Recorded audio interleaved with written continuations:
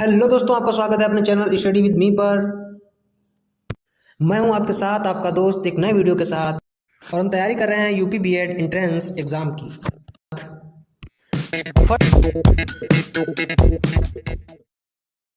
First question paper general knowledge के बाद दूसरे खंड में हम लोग बात कर रहे थे हिंदी लैंग्वेज से रिलेटेड, जिसमें तकरीबन 51 से लेकर 65 तक क्वेश्चन हो चुके थे। अब वीडियो आगे से देखते हैं क्वेश्चन नंबर 66 से। जी, तो पहला क्वेश्चन है हमारा कि अंबर का विलोम बताइए। 4 ऑप्शन दिए हुए हैं। Option A Ajit, B Avani, C तम, डी आगंतुक। सही जवाब इसका है ऑप्शन बी अवनी, क्योंकि अंबर का मतलब गगन आसमान होता है, और जबकि अवनी का मतलब होता है धरती या पृथ्वी। जी, अगला क्वेश्चन है क्वेश्चन नंबर 67। हिंदी साहित्य के आदिकाल का प्रधान रस है कौन सा है? 4 ऑप्शन दिए हुए हैं। ऑप्शन ए हास्य रस, बी रौद्र रस, सी अद्भुत, डी वीर रस। सही जवाब है डी वीर रस।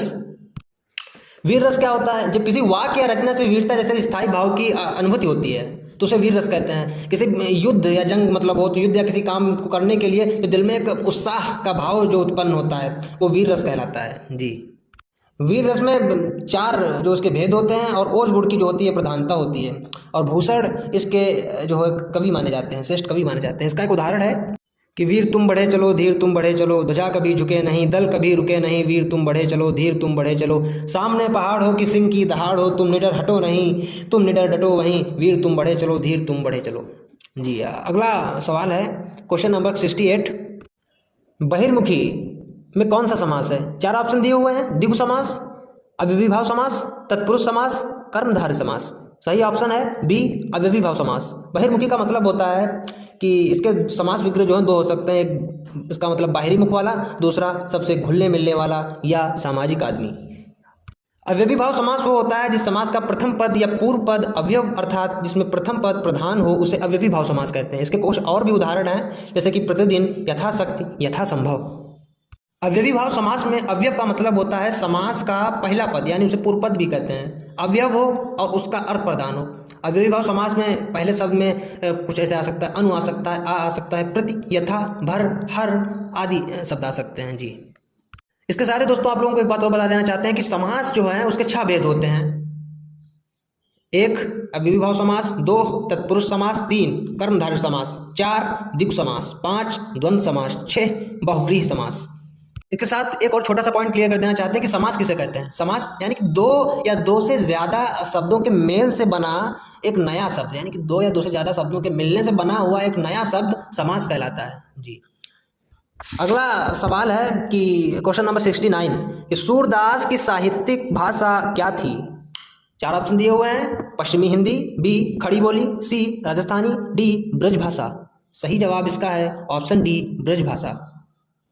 ब्रज भाषा जो है हिंदी की है पश्चिमी बोली है। जी, या सौर यानी प्राकृत से निकली है, और उसे क्षेत्रीय ग्रामीण भाषा भी माना जाता है, क्षेत्रीय ग्रामीण भाषा माना जाता है। जी, और ब्रज भाषा को पश्चिमी हिंदी बोलियों की प्रतिनिधि बोली माना जाता है। यह भाषा मुख्य रूप से जो उत्तर प्रदेश हो गया, उत्तर प्रदेश के मथुरा में, आगरा, एटा, अलीगढ़, वृंदावन, बुलंदशहर, फर्रुखाबाद, इटावा, मुरादाबाद जैसे शहरों में बोली जाती है। इसके अलावा यह हरियाणा, राजस्थान और मध्य प्रदेश के कुछ जिलों में भी बोली जाती है। जी, अगला सवाल है क्वेश्चन नंबर 70 कि महाकाव्य में वर्णन होता है किसका?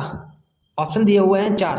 निर्धनता का, बी मानव जीवन के वृहद और व्यापक चित्रण का, सी व्यवसाय का, डी हास्य का। सही जवाब है ऑप्शन बी मानव जीवन के वृहद और व्यापक चित्रण का। अगला प्रश्न दिया हुआ है प्रश्न 71। निम्नलिखित में से कौन सा शब्द यामिनी का पर्यायवाची नहीं है? 4 ऑप्शन दिए हुए हैं।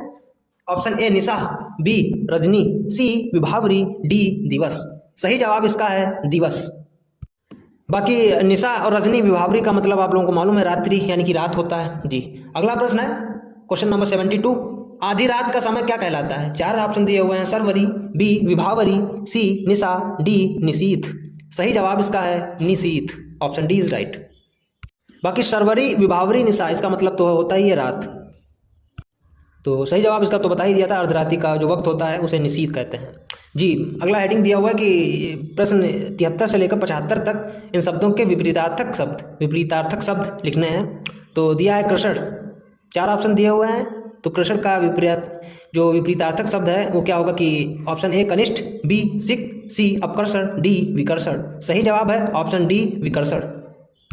विपरीतार्थक मतलब होता है उसका उल्टा अर्थ बताने वाला, क्योंकि कृषण का मतलब होता है खींचना जबकि विकर्षण का मतलब होता है दूर हटाना। अगला प्रश्न है 74, सुषुप्त, इसका विपरीतार्थक शब्द क्या होगा? 4 ऑप्शन दिए हुए हैं, श्रेष्ठ, जागृत, मृत, डी लिखा हुआ है कृतघ्न।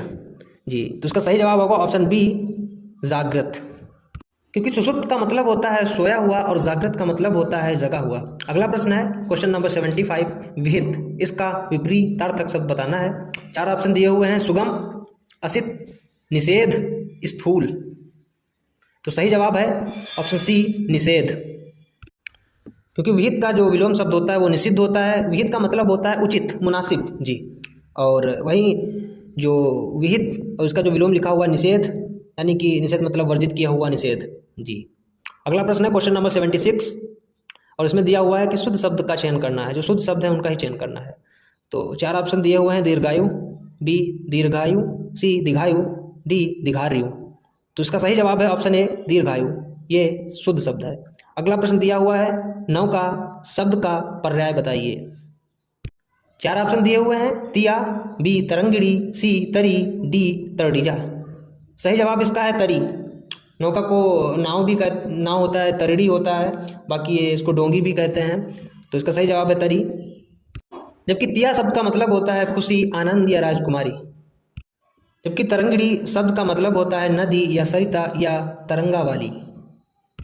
जबकि तरडीजा को यमुना नदी के नाम से जाना जाता है, यानी कि यमुना नदी का एक पर्याय तरडीजा भी है। तरडीजा में तरड़ी का मतलब है रवि, दिनकर, यानी कि सूरज से लिया गया है इसका मतलब।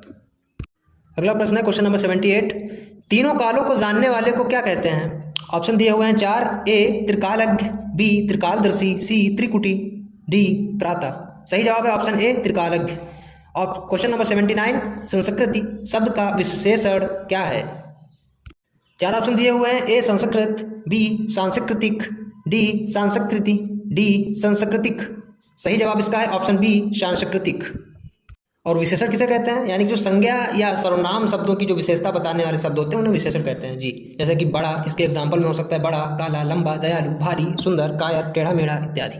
जी, मेरे ख्याल से आज के लिए इतना ही ठीक है। मिलते हैं अगले वीडियो में। अगर आपको वीडियो पसंद आया हो तो प्लीज़ लाइक करें, सब्सक्राइब करें हमारे चैनल को, और मेरे चैनल स्टडी विद मी से जुड़े रहिए। अगर आपके पास कोई सवाल है या किसी और टॉपिक्स पर आप लोग वीडियो चाहते हैं तो प्लीज़ कमेंट सेक्शन में बताएं। इसके पहले जो सामान्य ज्ञान की जो प्लेलिस्ट है वो आपको डिस्क्रिप्शन में मिल जाएगी। Thank you.